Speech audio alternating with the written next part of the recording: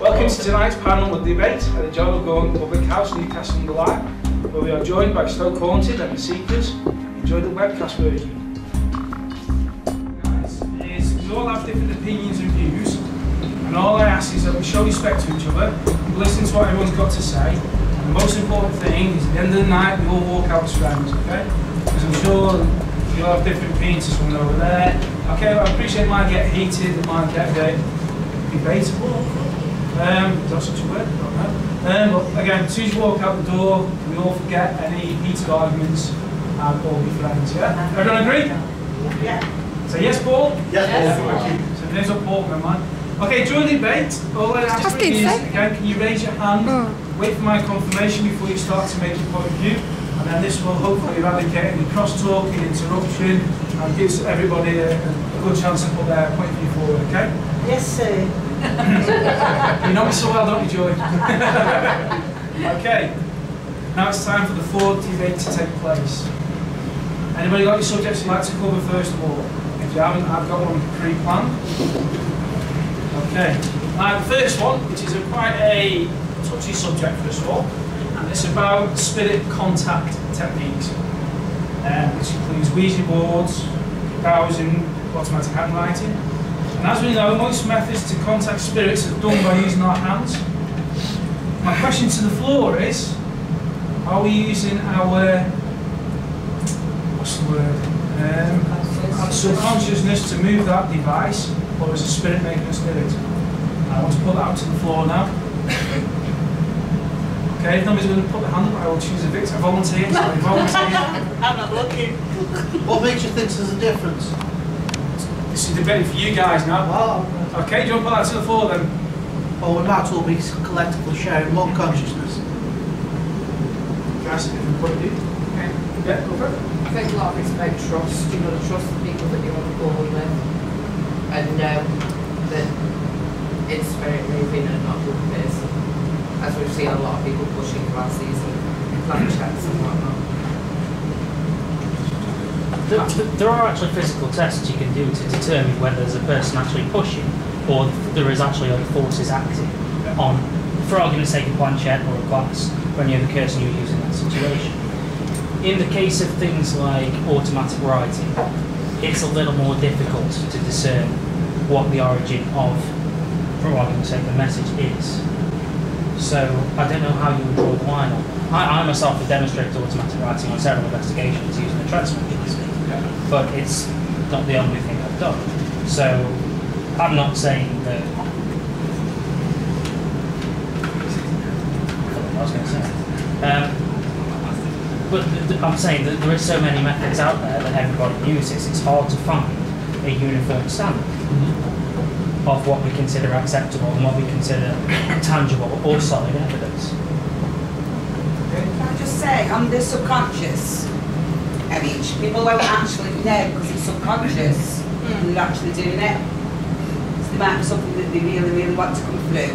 They won't think that much, that they don't even actually realise they're pushing a planchette or automatic writing into actual existence when it's, so it's hard to define. Yeah. Okay, anything that's got, in my opinion, anything that's got human reaction can be faked. Anything at all. That's why we tend to try and sneak it. Apart from when we do videos for the general public, that is what we do on an investigation. Glass spinning to me is something that you do to entertain guests. It's not to be taken seriously by anyone. we talk about subconscious, and from a spiritualist perspective, we're trained that the subconscious is used as a tool, but by both the medium and spirit. It's kind of the construct that meets halfway. Your own subconscious is the construct for a lot of the time in clairvoyancy, in clairaudiency, in clairsentience, etc. It's used as a malleable mechanism, as a meta-construct for you to form and for spirit to manipulate for you to form and then relay the message. So I think subconscious plays a big part. It drives us on a daily basis, and we don't realise how much the subconscious actually plays in our lives. It's only as you become more aware to it, the more you can actually look into it, I think. Can I just ask one thing, Craig? Sorry, could you ask me to turn this off? Just ask me. I just have to turn the fan off. I'm struggling to hear. As the team I'm involved in know, even though I trust every one of them, I still have a sceptical nature with regards to blasphemy and things like that, much like Andy does. There are times where I think that touch the glass afterwards is cold as well. If they're physically moving that and then putting pressure on properly, or why is the glass still cold? Because surely the amount of time we've been on it, the transference of heat. But similarly, we all don't necessarily take the glass spinning as gospel.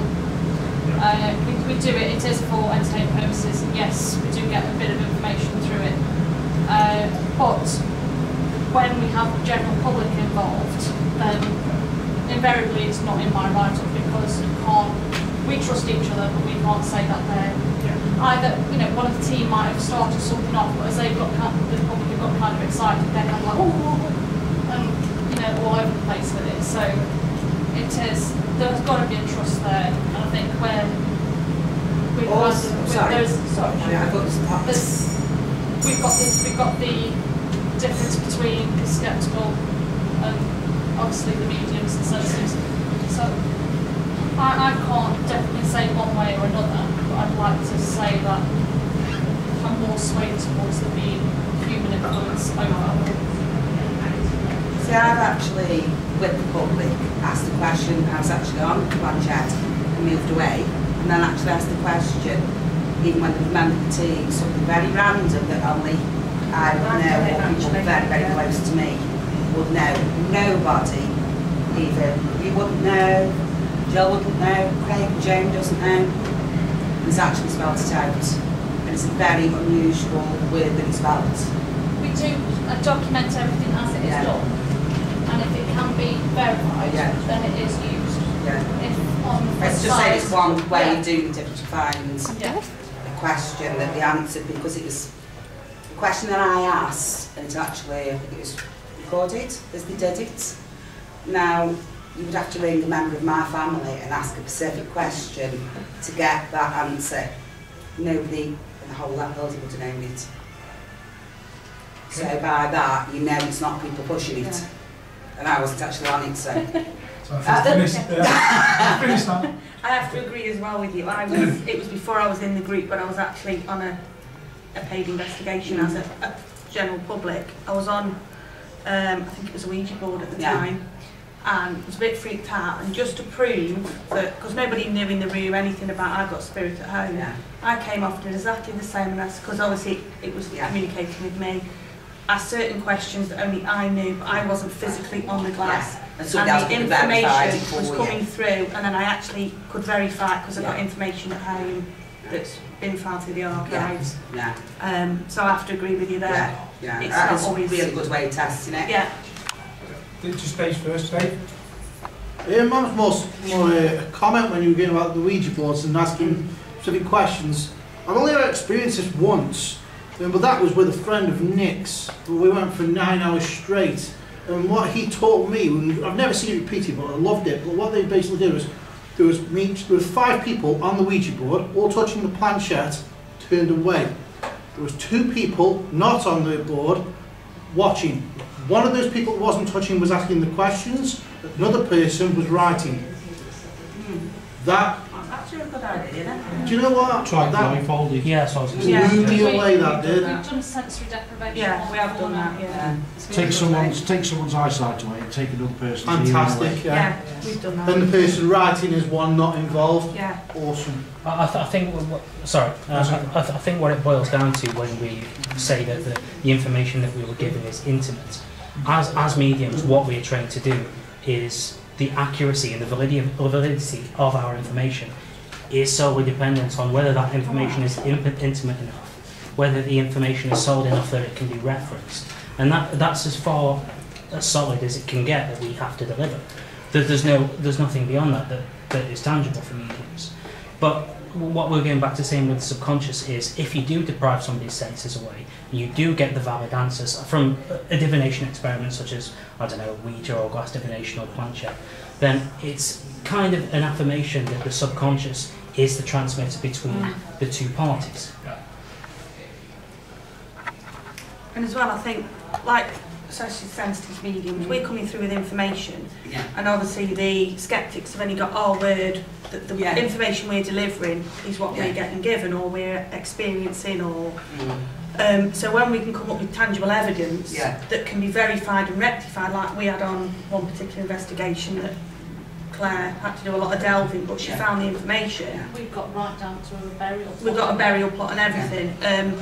It just then, it sort of it verifies what we're actually doing is actually, you know, we are being truthful and we're not trying to falsify Just anything. taking this the other way, and I do not mean it personally to anybody within the room. You've also got to be careful of other groups. I'm looking at the ceilings and everything's looking at them, so they don't to anybody here. But you can research quite a lot of things, and then all of a sudden, well, I'll go to mine because I'm going like, oh, okay, there, and there. And then other people after that would then search through and say, yeah, you've got it because it says here. Yeah. I mean, our information. Not that you don't do that. I would say that you spent. I mean, I totally believe weeks on it, don't you? Yeah. To the I mean, point I know where Liz has done before, you've done a bit of research, but Liz actively takes a step. She doesn't go on the investigation or she doesn't do any mediumship on the night. Saying all the groups might just get yeah. back the... This one was like, totally random, wasn't it? And it was just... That's entirely what I was going to say about intimacy, because like Heather was saying, this word that was very unusual is related to family that nobody would know. It would not be out there on the internet. No. You could not find it. Yeah. So that therefore is an example of intimacy. Yeah. And to us, it has a lot of validity. Yeah. So that's kind of the cause that saying we can't have gone away and found that. There's no way. Yeah. Well, this is me. I got quite upset over it, didn't I? And then it was to the point we had to do a lot of digging without all 6 pieces of the information that came through all together. You couldn't piece them, and it wasn't that you could get all the information anyway from any one site. We had to go right over here, and then this person was connected to this person, and this happened there, and this is things that we found out, like a house, a building was used for laying out the dead bodies from the coal mine explosion. It's like, no, that isn't actually on record. No, but you could find it real. What I'm saying is, you totally valid, but you could get clips that say on the television once, where they make it to a time limit or something. I think unless anybody's actually with you and can vouch for what you're doing, you're always going to come across well. You will always get skeptics, or they must take this way, they must take that way. Yeah, they'll always get that. Always get that. Well, that's what makes it interesting. Yeah, it's trying to convert skeptics into not necessarily believers, but into people who are sitting on the fence. Yeah. The only thing that strikes me is, are paranormal groups after evidence for themselves? It seems like everybody is after evidence for themselves, not as a community.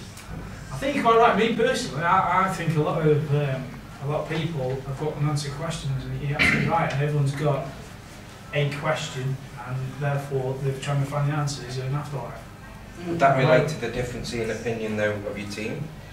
Is that sorry? Because you've got a team what's got so many what have got different opinions.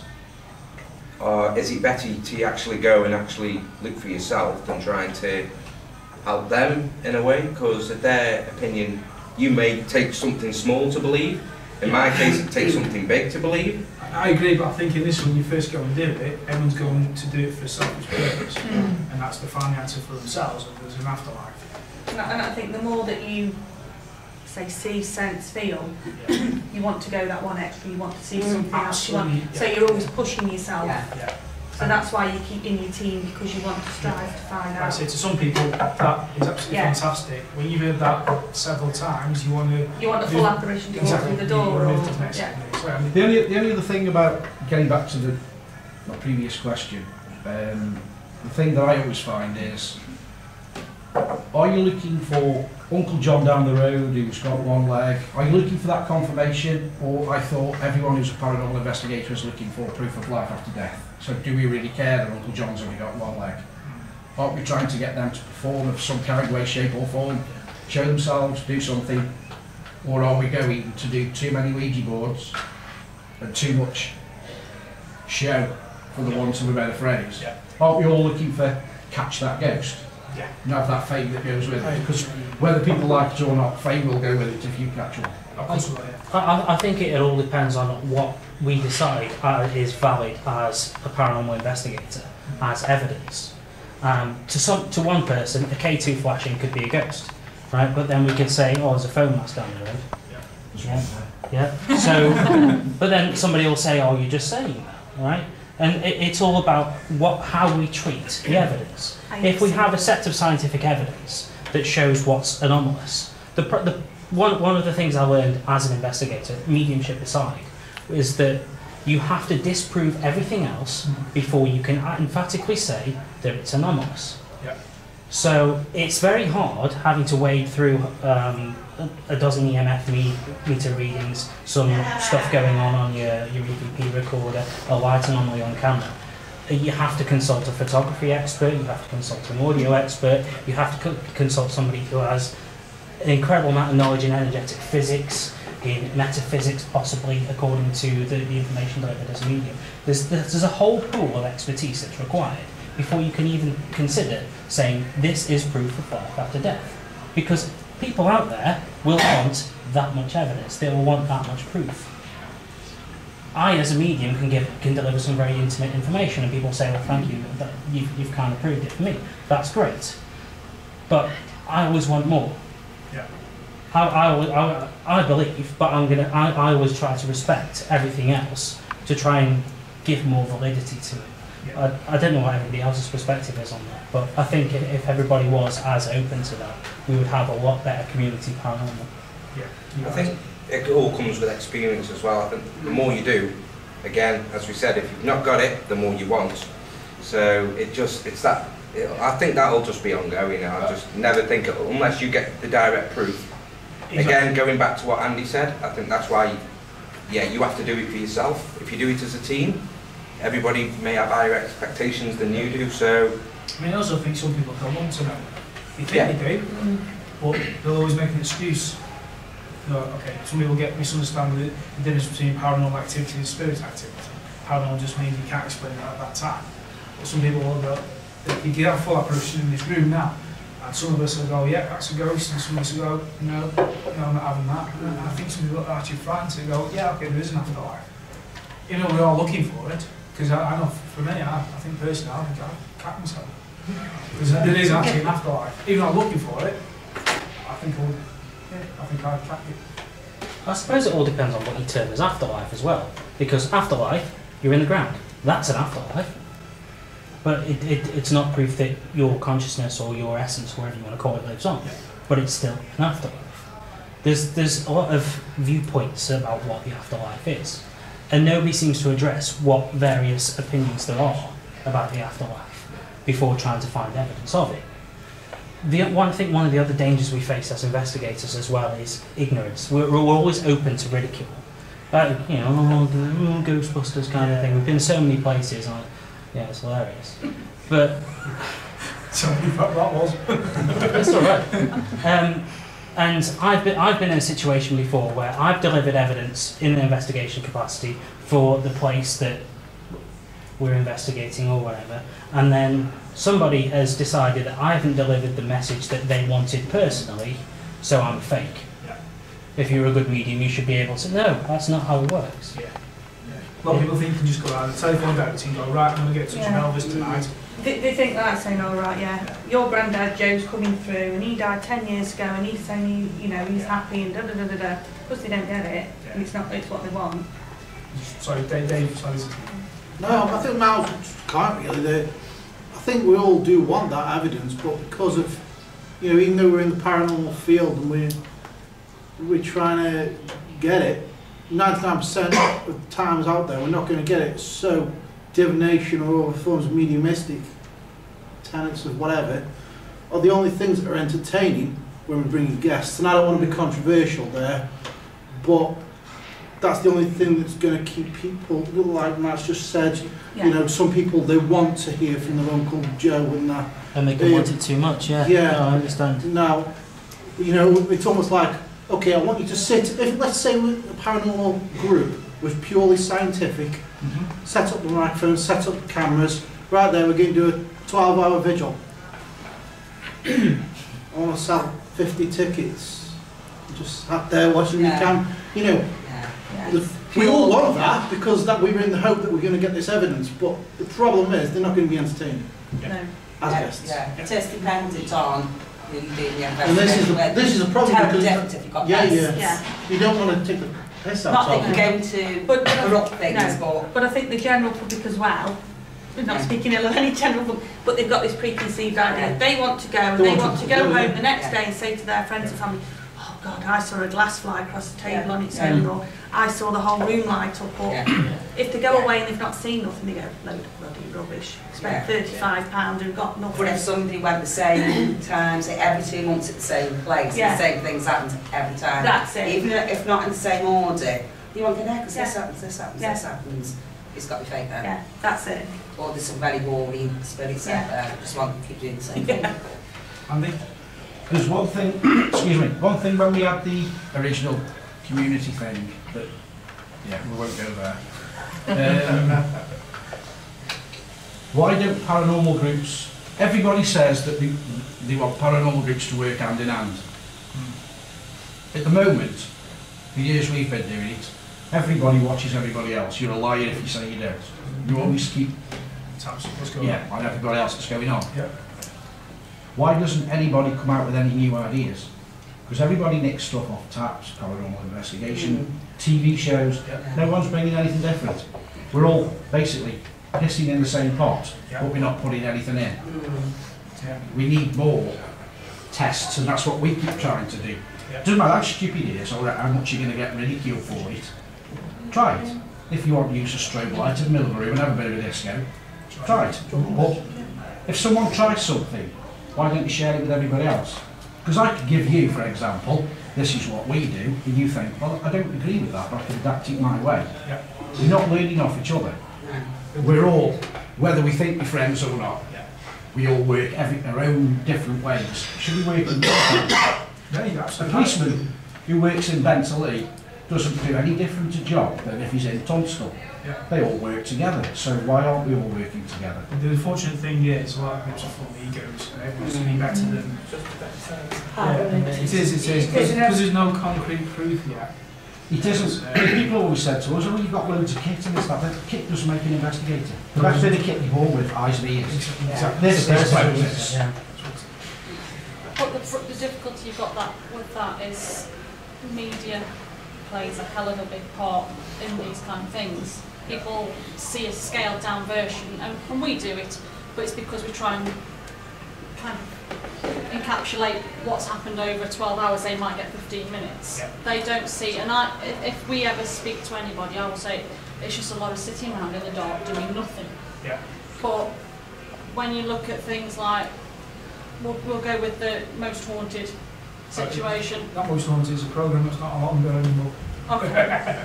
Was. We can't name it. Sorry.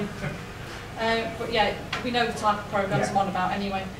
But they are very much for a viewing audience, and you're not going to get figures from sitting around in the dark.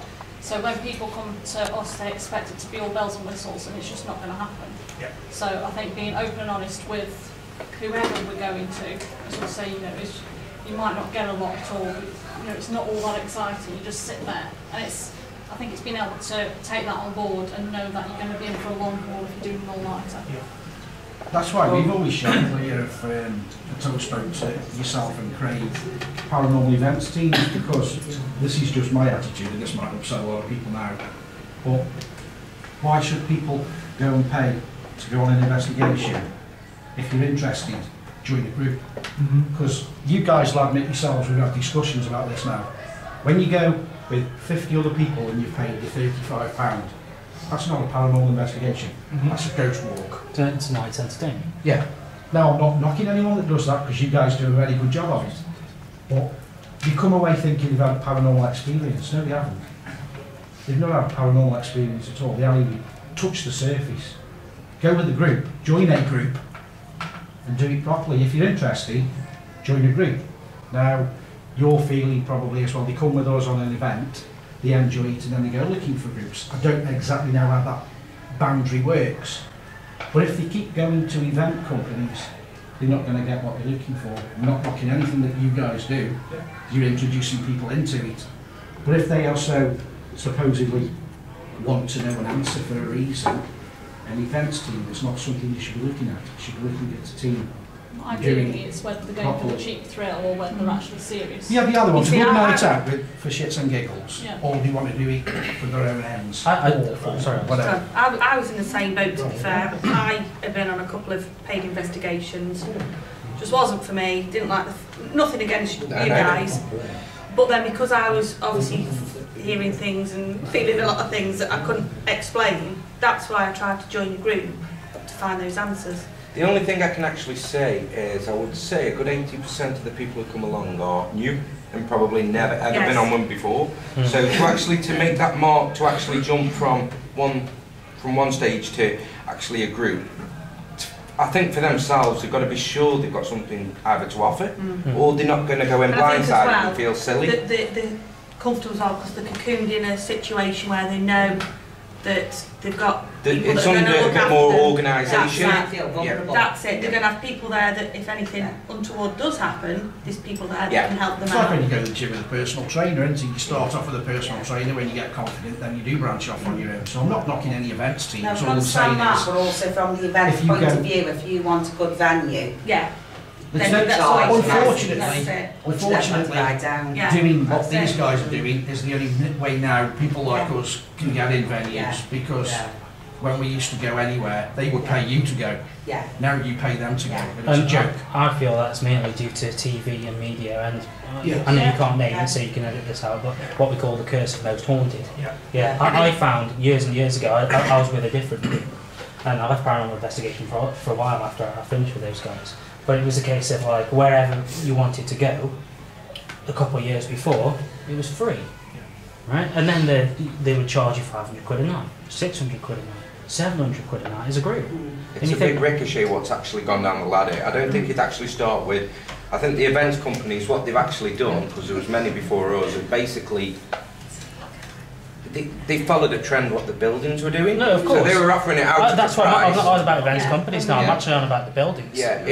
So it started from the top somewhere. So they realise that they can get wedged up for doing pretty much nothing, and then they take the opportunity for the revenue. I understand that's pure business. When you're going back to what you were saying about what drives us as investigators and why we do what we do.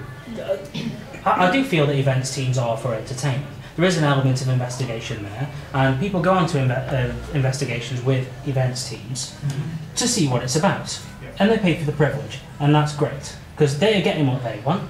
The events team is getting the investigation, and you're getting the rapport with the public, etc., so you may get more turnover. I understand that, that's great. What should drive investigators is the main one burning question that's irrespective of afterlife or anything else, and that's why. Right? Why do we record with a Zoom microphone? Why do we have a K2? What does it measure? Why does it measure it? Why are we measuring that? What's that got to do with ghosts? Ask these questions. Go away and find out. We'll go back to what you said. Yeah, of course. Right, event companies, it's right, it's a form of entertainment. There is an element of paranormal investigation. We are serious about it. We do go with the K2s, the EMF readers, intelligent and so on and so forth. The open speech I always say is like you said, it's nothing like Most Haunted. If you think it's like Most Haunted, this isn't for you, because it's nothing like that. We could go an hour where nothing happens, apart from sit in the dark, someone might scratch the bull pit nose, and that's the most entertaining thing that will happen all night. When we first did first did Four Green Hall, for an hour I had that with a team, nothing happened, and it's the hardest investigation I've done my entire life, trying to keep a bunch of 10 guests happy and entertained. But you're absolutely right, what Matt said is hitting the nail on the head. It's a form of entertainment with an investigation. Just Joyce first. Yeah, I'm a paying guest, and I'm really interested in it. I bought lots of kits, but the reason why I won't join a team is because of the venues. A lot of them I can't get to, so I cannot dedicate my time. That's like I was saying, you know, the guests get what they're looking for, and the team gets what they're looking for. Whether that's to they get their own investigation out of it or whatever the reasons are. As long as everybody's honest about what they want from the event, whether it's an investigation or a history talk or a sit-down dinner or whatever it is, as long as everybody's honest about what they want, they walk away with what they wanted, everybody's happy. I think. Sometimes it's a means to an end. It's not something that Stoke Haunted have necessarily done before. We've all come to the realisation, okay, venues are very decent venues are very difficult to come by. And it is, well, we really seriously need to start figuring out how to bring money in. It's like maybe 2-3 times a year do we go and do an event, knowing full well that it's not going to necessarily be as responsive as if we were all really focusing on it because we're too busy watching, making sure everybody's safe. And then knowing that you've got that cash flow coming in so that you can then go and do a proper full-blown investigation at a paid venue with no paying guests. Nothing against paying guests because each to their own, it is. And I mean, I never even considered going at all until I was approached by these guys. And I've kind of, the interest is built from there. But it has been able to distinguish between the two and what the motives are, I think. Yeah, don't get me wrong, we love nothing more than going to all these lovely venues like Alton Towers as a team-only event. Isn't that like saying though, the only be-all and end-all for me is if whether we're on a team investigation or, let's say, an event, let's say the ultimate happened, a full apparition, I don't think we can ask for much more. Which we've had. Yeah. Basically, do we deem that as inadmissible? Is it because we're not actually doing a paranormal event, or have we actually gone out and achieved something groups haven't? I think one of the problems that teams face from an evidence point of view is if there are, for argument's sake, 20 public in the room and 10 team members and a noise happens, it's a strange noise, you know, we look at it from an audio perspective and it's completely anomalous, but we could say, right, somebody in the corner coughing, or I'm saying it's very hard to keep a vigil of the experiment you're doing from a pure investigation point of view, and of course all the public that are with you. It creates so many variables that your evidence becomes a little bit more washy. Yeah, it's not controlled as much. Jamie. What's the fruit? Dave's arms going around like a Stop it.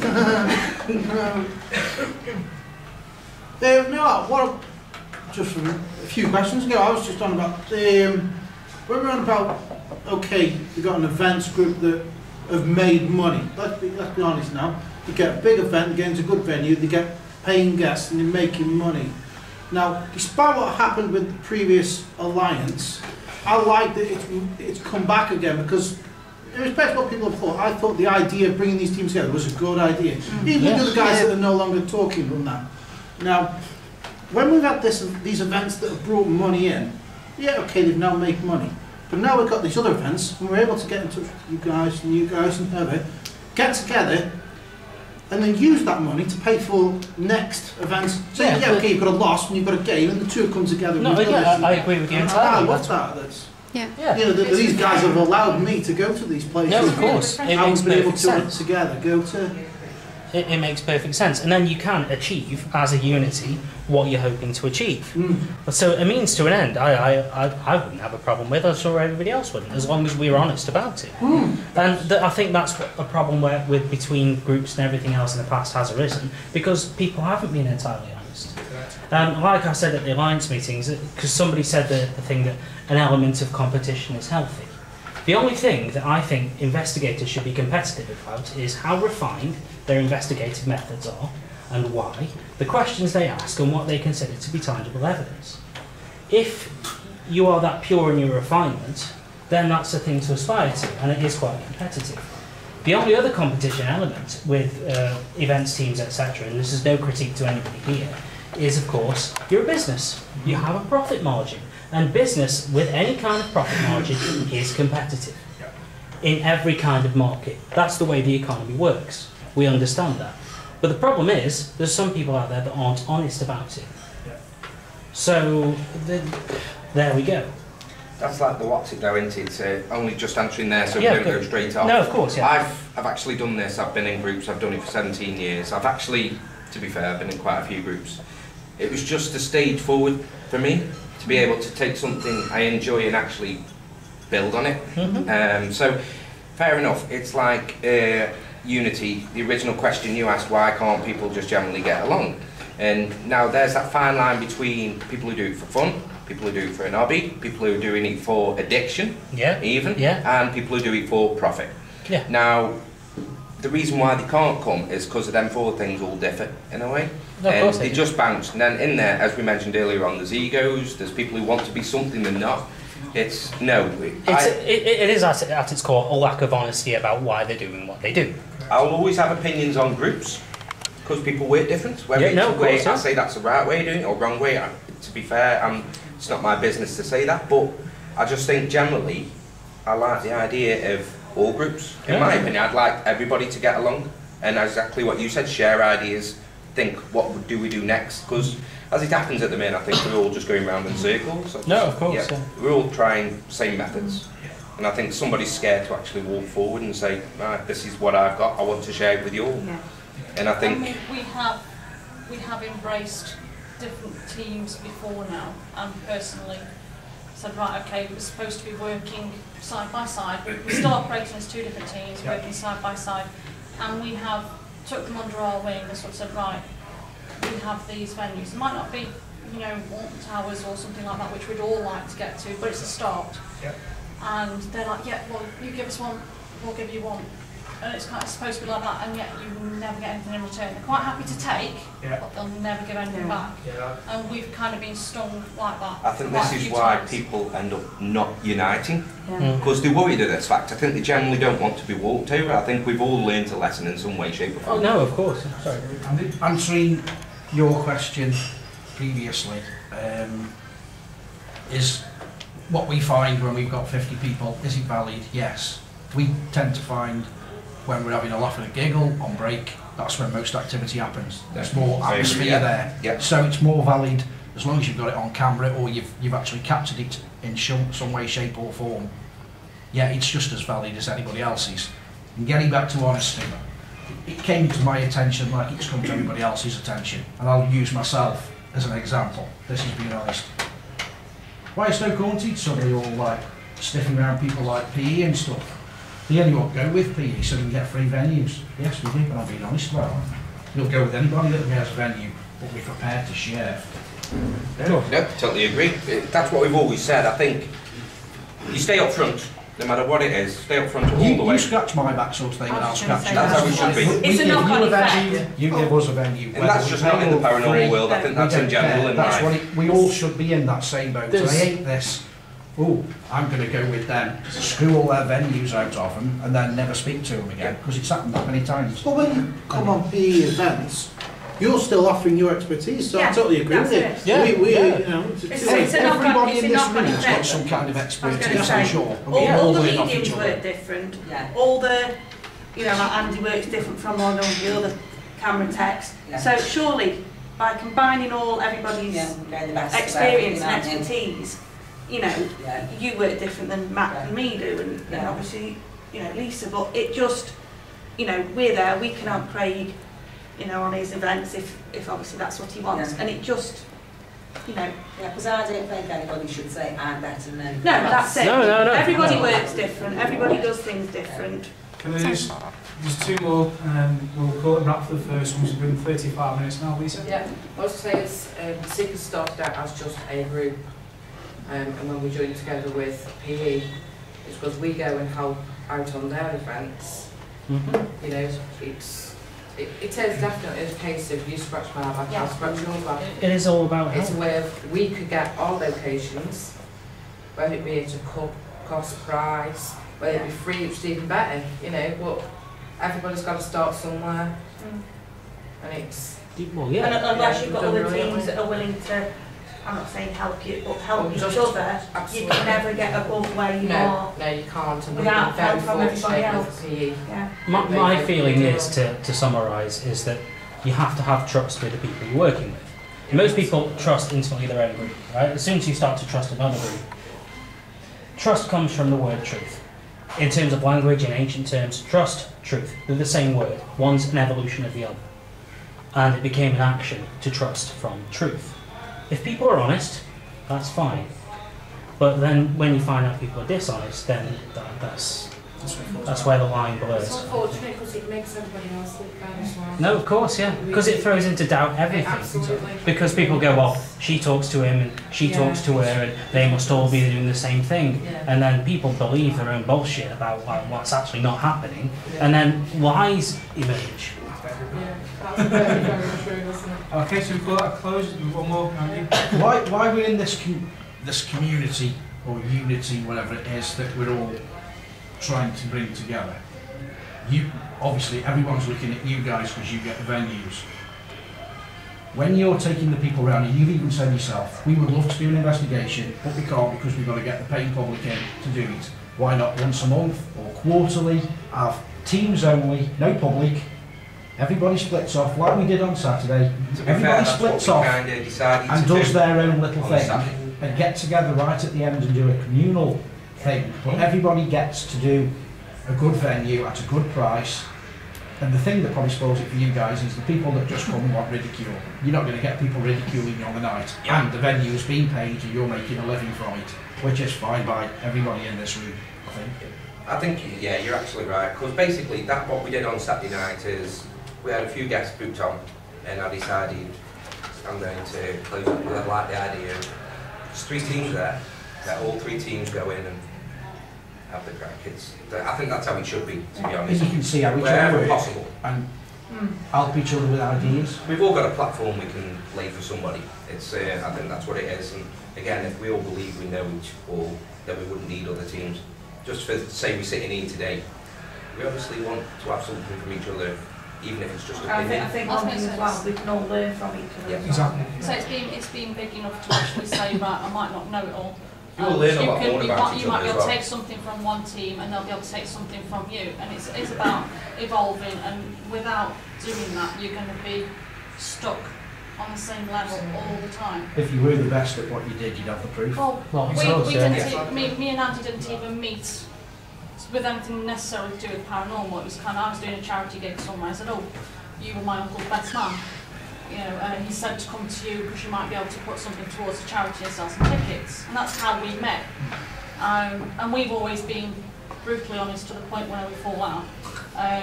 But it's normally done and dusted within a day. But we know where each other stands. And I'm very much, I prefer to be open because misleading people only leads to upset, and then you get blacklisted off.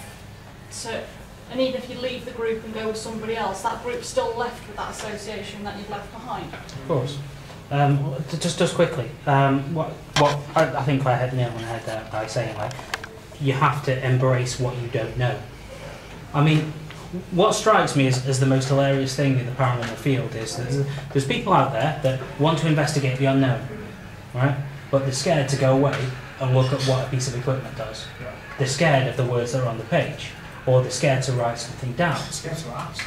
Yeah, exactly. I've been in situations before when somebody's asked me a question, I've gone, oh yeah, this is because of this, blah, blah, blah, blah. You'll find this interesting. Oh, he's off in his big fucking words again. And that's kind of harrowing for me. But at the end of the day, if there's something I don't know, I'll go away and find out. I'll ask. And I think that's a key element of a good investigator. I'm not saying I'm a good investigator, but I think that's a key element of a good investigator. I don't know this. Why? Let's find out. Yeah, exactly. It's like when I went to the academy yourself, I learned so much. If you don't remember, I asked him, what's that? He was fine, what's that? And he explained to me, oh, I can't realise that. And I learned so much within probably 2 or 3 hours, and they have in 12 months. It's strangely enough, like you say, there is no rule book. No, there isn't. But No. the irony of it all, we kind of do create the rule book.